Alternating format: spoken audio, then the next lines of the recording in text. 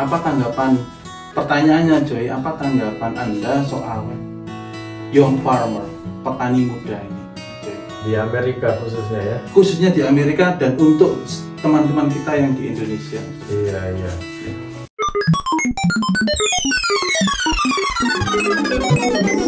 Sebenarnya secara keseluruhan, aku tuh mendengar Amerika maupun Indonesia tuh punya problem yang farmer sebenarnya, karena kita pun di Indonesia cukup udah mulai dengar, aku sempat baca ada artikel pun bilang oh ini dalam beberapa tahun ke depan, 20-30 tahun ke depan bisa terjadi krisis petani, karena krisis petani Joy ya.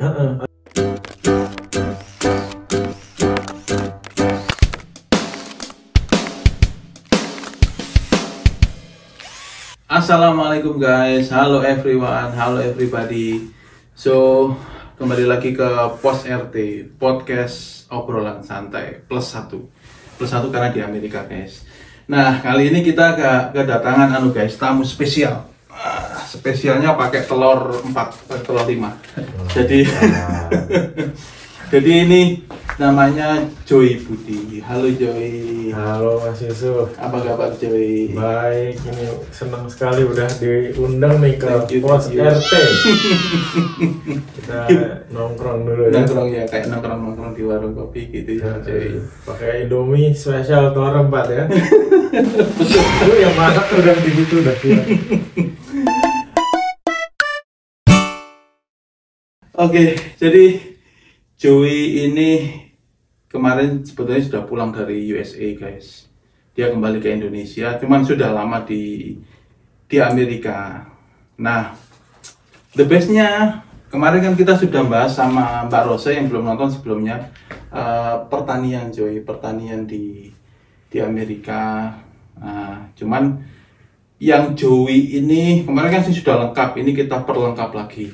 Joey ini pernah juga, kalau tidak salah, bekerja di pertanian, farmer.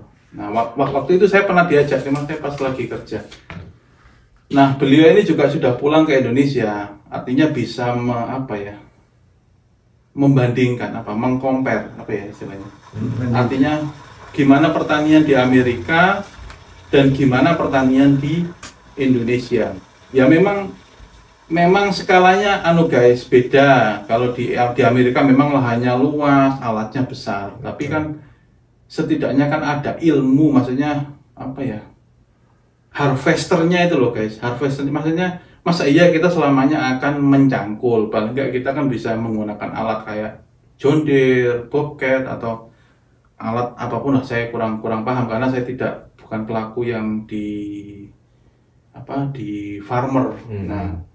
Untuk pengalaman masuk ke farmernya sendiri ini juga sedikit, tidak semua orang bisa. Nah makanya dulu waktu lihat Joey kerja di farmer itu saya mau benar-benar mau ikut gimana caranya traktor lah, tapi kan karena kondisi, karena bagi saya mohon maaf Joey itu petani selama ini itu orang yang paling ikhlas di Indonesia. Karena apa Joey? Karena kalau ASN itu setiap tahun pasti ada kenaikan gaji. Buruh tiap tahun itu pasti setelah hari buruh atau hari apa itu pasti dia akan ada kenaikan sekian. Sedangkan petani kita itu sampai hari ini tidak ada pernah dia minta kenaikan gaji. Nah, oleh sebab itu Joy, nah ini mumpung ada Joy yang ini saya ada pertanyaan Joy. Nah, ini beliau mumpung di Amerika guys. Soalnya besok pulang ya Joy. Ya beberapa hari lagi. Aduh, beberapa hari lagi. Iya. Jadi sangat balik lagi ya. Memang ya Joy ini keluar masuk Amerika. Iya Joy lah, kemarin itu Senin itu sebetulnya ada pertemuan young farmer di Des Moines atau ya di Des Moines. Terus besok itu juga ada pertemuan lagi tanggal 31 kalau nggak salah Januari. Itu farmer Nebraska sama Iowa juga di Des Moines kalau nggak salah. Cuman masalahnya saya tidak bisa datang. Nah, ini Joy, pertanyaannya Joy, apa tanggapan Anda soal young farmer, petani muda ini? Coy. Di Amerika khususnya ya. Khususnya di Amerika dan untuk teman-teman kita yang di Indonesia. Iya. Ya. Sebenarnya secara keseluruhan aku tuh mendengar Amerika maupun Indonesia tuh punya problem yang farmer sebenarnya, karena kita pun di Indonesia cukup udah mulai dengar, aku sempat baca ada artikel pun bilang oh ini dalam beberapa tahun ke depan, 20-30 tahun ke depan bisa terjadi krisis petani karena krisis petani Joy ya. Anak-anak muda udah nggak mau gitu jadi petani kan, yang karena identik dengan yang nyangkul, yang kotor, keringetan. Iya, benar ya. Sebenarnya di Amerika pun ada desas-desus kayak gitu juga karena ya kadang-kadang sekarang kan ada teknologi, ada IT, software gitu ya.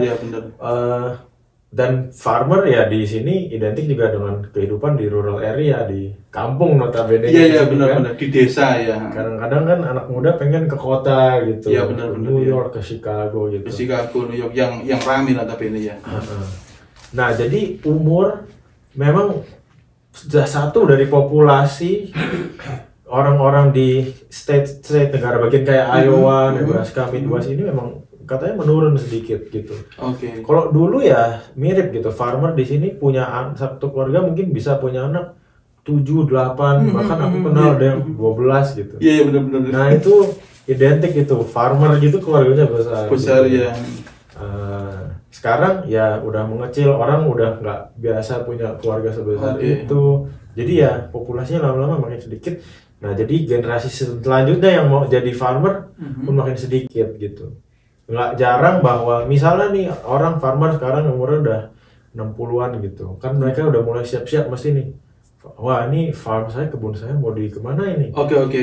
Mau kalau misalnya anaknya 2, satu cowok, satu cewek. Iya benar. Nah yang cewek misalnya ntar nikah sama orang, kan ngikut sama orang. Benar. Tinggal satu yang cowok nih. Kalau yang si cowok ini mau nerusin jadi petani, belum tentu kan? Iya. Seringkali misalnya ya ada beberapa teman-teman saya yang tetap jadi petani. Dia memang seneng gitu bekerja di farmer ya. Di pertanian, di yang kerjaannya bawa traktor, bawa combine besar itu ya. Betul-betulin, mereka suka mekanik gitu. Mekanik ya. Karena masih jago tuh sama alat-alat gitu nanti. Benar ya.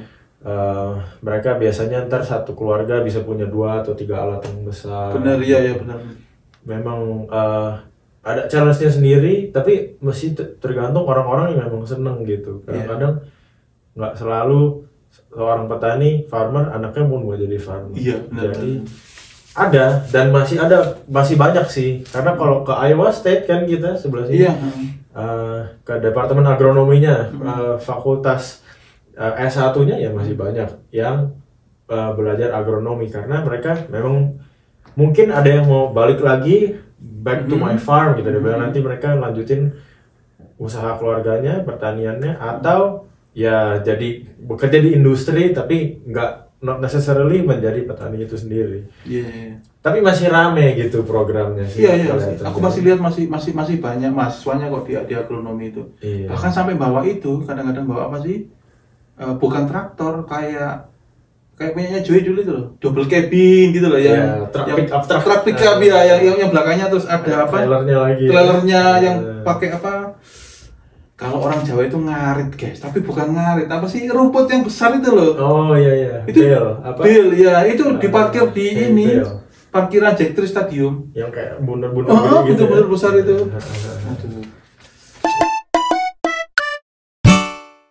Iya.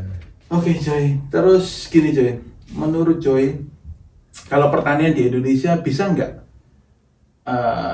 Kalau petani ya oke lah, petani apapun lah, mau petani padi atau petani jagung. Nah, kalau di Amerika ini kita lihat kan setahun cuma 1 kali, ya kan? Setelah itu kan snow, jadi lahannya banyak yang sudah snow semua. Di Indonesia ini kan setahun 3 kali, capek kan? Artinya setahun 3 kali kalau harus ngolah lahan lagi capek. Nah, fokusnya ini apa sih kemarinnya di debat capres sama cawapres itu? Apa sih hijau-hijau gitu loh, saya juga apa sih? Nah, greenflation kan? Iya kayak gitulah, greenflation atau apa. Tapi itu memang tantangan saya tantangan jenengan sebagai orang-orang muda kan, artinya bisa nggak sih petani kita harvesternya aja lah, jangan bicara jagungnya, padinya yang gini-gini jasa, kita cara harvesternya aja kira-kira mampu nggak cuy untuk orang kita mengoperasikan alatnya, bisa nggak kira-kira? Iya. Mengoperasikannya aja sih bisa ya. Bisa orang ya. Cuman sebenarnya kan ya itu tinggal duduk, ini kan mesin besar, ada tempat kayak ruang duduk kayak kokpit pesawat gitu. Iya. Pernah masuk gitu memang. Iya. Pernah masuk gini ya? Pernah. Itu yang aku mau dulu tuh. Iya. Itu ntar ya kayak nggak tahu, pernah lihat kokpit pesawat itu kan mungkin tombolnya dari sini sampai sono kan. A sampai Z itu ya cuy ya. Ada screen sini, ada screen sini. Karena ada juga nanti traktor yang ini mengontrol traktor yang sono juga. Gimana sih? Jadi misalnya ada traktor ini kan di ruangan ini traktor ya. satu. Terus nanti ada ya dia bisa sekaligus mengontrol traktor yang sebelah sono juga yang mengoperasi orang lain lagi gitu. Biasanya disebutnya itu ininya kayak buntutnya gitu. Tapi misalnya kalau lagi harvesting nanti kan moncongnya gitu ya. Moncongnya kan langsung turun ke bak belakangnya gitu. Ke bak. Tapi jadi kan beriringan gitu. Terus gitu. Nanti yang kontrol ya di satu tempat ini kan. Tapi Joy pernah ikut gitu, ikut alatnya gitu pernah Joy? Ikut duduk aja, nggak ikut mengoperasikan, tapi biasanya di situ ada kursi satu lagi, dikasih duduk aja sini. Tapi tahu caranya tahu Joy ya? Caranya sih aku nggak tahu ya, tapi itu sebenarnya cuma tombol-tombol doang gitu loh. Nggak yang susah gimana. Berarti kayak gini guys, berarti kayak kita nyetir mobil antara manual sama matic. Nah, berarti ini yang Joy bilang ini sebetulnya itu matic guys. Jadi lebih mudah mungkin ya. Sebenarnya iya. Tapi sebenarnya aku pun udah pernah ngelihat harvester di Indonesia jalan-jalan gitu di.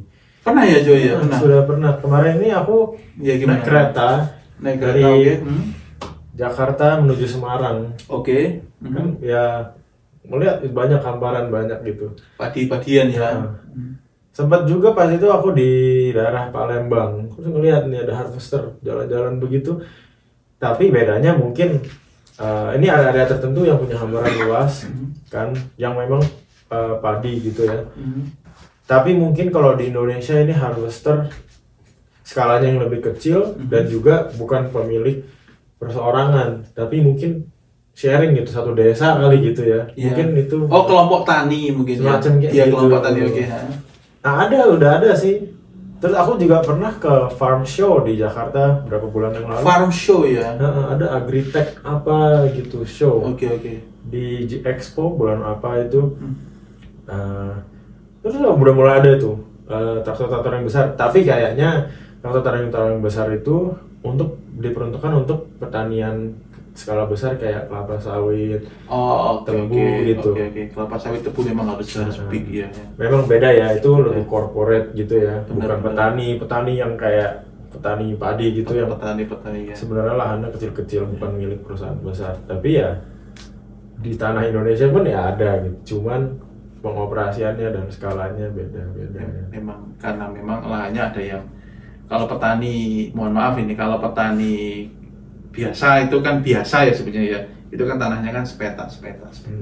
Kalau memang untuk yang perusahaan besar kayak di Amerika sendiri sebetulnya ada kok. Nah yang jagung itu ya memang petak juga ya. Iya memang ya. Kecil. Mungkin saya umpamanya juga sebenarnya kalau sayur misalkan ya di Amerika di sini yang namanya nanam sayur dipanennya belum bisa otomatis banget juga. Kan sayur mesti diambil pakai tangan gitu. Betul ya. Karena mudah hancur, nggak kayak jagung pipil gitu kan, nggak apa-apa pakai mesin besar. Jagung ya, gitu. Di Amerika pun aku pernah juga ke farm yang skalanya mungkin 4-5 hektar gitu. Tapi bukan punya traktor yang nggak terlalu besar, traktornya cuma lebih buat bikin bedeng gitu. Iya, bikin bedeng, bikin gulutan ya. Gitu. Tapi nggak buat panen gitu. Karena tetap panen sayur mesti pakai dicabutin satu-satu. Ya modal punggung ini juga. Iya. Artinya sama aja ya, kayak carrot ya. Carrot kan sama aja berarti ya. Sama aja. Cuman ya mereka bisa lah dengan lebih efisien, dengan mungkin seperti yang Mas bilang, Betul. 1 tahun cuma bisa sekali gitu. Iya, di Amerika setahun sekali aku lihat.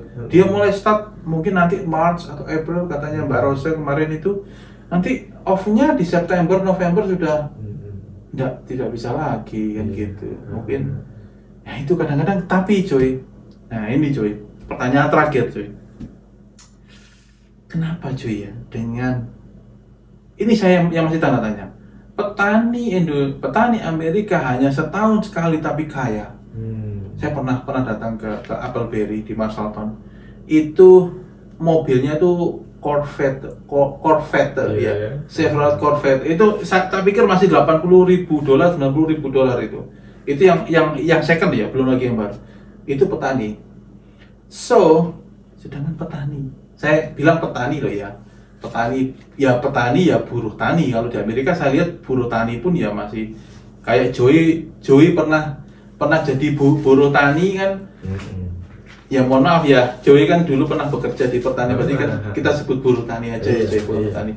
Itu dibawahi guys, dibawahi Chevrolet apa sih, double cabin dulu ya. Ya itu kelasnya untuk yang buruh tani. Nah, artinya untuk yang petaninya kenapa kok miskin? Nah, kira-kira menurut pandangan Joey ketika pulang ke Indonesia dan balik lagi ke Amerika itu apa ya yang membikinnya itu apa sih Joey? Padahal kita panen setahun 3 kali loh Joey. Iya.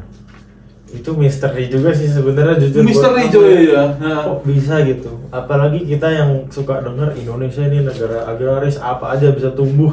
Apa sampai katanya Pak, apa sih tongkat ditanam bisa jadi ya kan, ketela itu kan. Itu kayaknya apa misterinya? Kenapa ya gitu aja tapi. Kok masih belum bisa ya petani kita itu minimal rumahnya itu wah gitu loh. Iya. Paling enggak ya mobilnya ya. Iya. Faktornya sih tentu banyak sekali ya. Sebenarnya kalau mau dibilang realita, salah satunya ya misalnya kita taruhlah tanah Jawa ya, Pulau Jawa. Penduduknya itu Pulau Jawa itu pulau yang paling padat sedunia itu di Pulau Jawa sebenarnya. Nah, jadi bayangin kalau di Iowa ini kan lahannya besar tapi orangnya nggak terlalu banyak. Benar. State sebesar Iowa orangnya cuma 3 juta. Benar. Sedangkan Jawa berapa populasinya? 150 juta apa lebih mungkin? Oh, lebih itu. Ya. Saya kira lebih itu. Makanya ya kalau ada satu orang punya tanah, ntar punya anak 5 dibagi 5, ntar punya anak 5 dibagi 5 lagi. Habis dong. Habis, sisanya seipret gitu kan. Iya. Nah, ya oke. Jadi ya orang sini mungkin tanahnya punya lebih besar. Kenapa mungkin orang sini tanahnya besar? Itu ada cerita mungkin lebih panjang lagi. Dulu itu bukan tanahnya mereka, terus mereka dikasih, terus satu keluarga bisa punya tanah lebih banyak. Ya kalau namanya punya tanah lebih banyak, lebih makmur biasanya. Mungkin ya, kan? Itu ya faktornya itu. Itu satu lah. Tapi ya oke, mungkin itu kita nggak bisa rubah. Ya udah nggak apa-apa. Tapi ada faktor ya secara infrastruktur semua secara keseluruhan yang aku pikir mungkin ya inilah saatnya kita bergotong royong gitu. Ini saatnya tuh ya, dari A sampai Z gitu. Dari misalnya pendidikan gitu, bahwa misalnya kita yang di Indonesia yang katanya sempat dibilang kok sarjana pertanian pada banyak tapi kemana aja semuanya gitu kan? Kemana aja mereka ya? Sebenarnya ilmunya udah ada pasti yang ngajar itu pintar-pintar, sarjana itu sebenarnya pasti pintar-pintar. Cuman mungkin lalu mereka nggak tahu mau diapain nih, apa punya lahan mungkin seiprit juga ya mau diapain gitu. Mungkin ya itulah kolaborasi nanti. Benar. Gimana caranya lahan yang nggak terlalu besar bisa dijadiin lebih efisien. Jadi kuncinya efisien. Amerika itu salah satu hal yang paling hebat itu mereka ya engineer itu mereka segala di engineer, di fine tune semua supaya semua lebih efisien. Jadi nah apa benihnya. Nah, ini ada company-company yang selalu bikin research yang spesifik untuk daerah tertentu. Ini benihnya bagus, di-develop terus. Traktornya di-develop terus lebih efisien. Pupuknya semuanya di apa? Kayak dibikin puzzle supaya semuanya lebih efisien gitu. dan researchnya itu di Iowa ada, ntar di Nebraska ada, di Illinois ada, semuanya punya research center sendiri gitu umpamanya. Misalnya umpamanya di setiap provinsi ada research center yang bagus di Indonesia, nah itu perlu lebih lokalisasi gitu, dilokalisir research misalnya. Kalau di tempat kita ada nggak researchnya kayak gitu, Joy? Sudah berkembang nggak?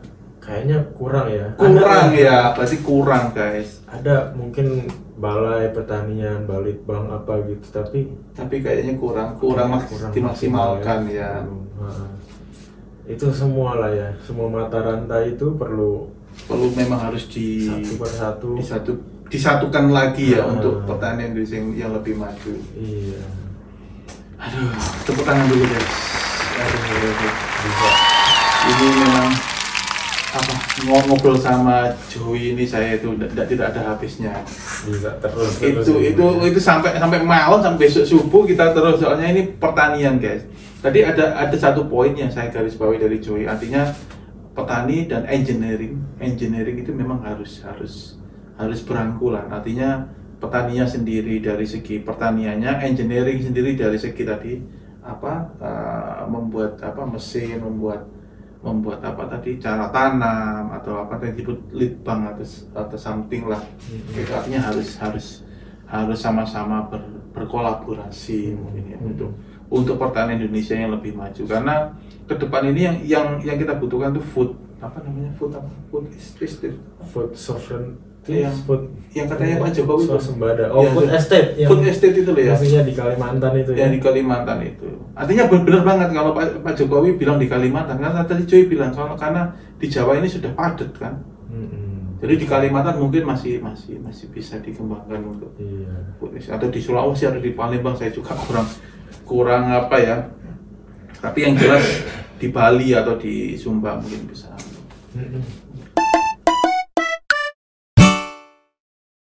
Oke Joy, ada kata-kata mutiara Joy, quotes untuk teman-teman petani muda kita.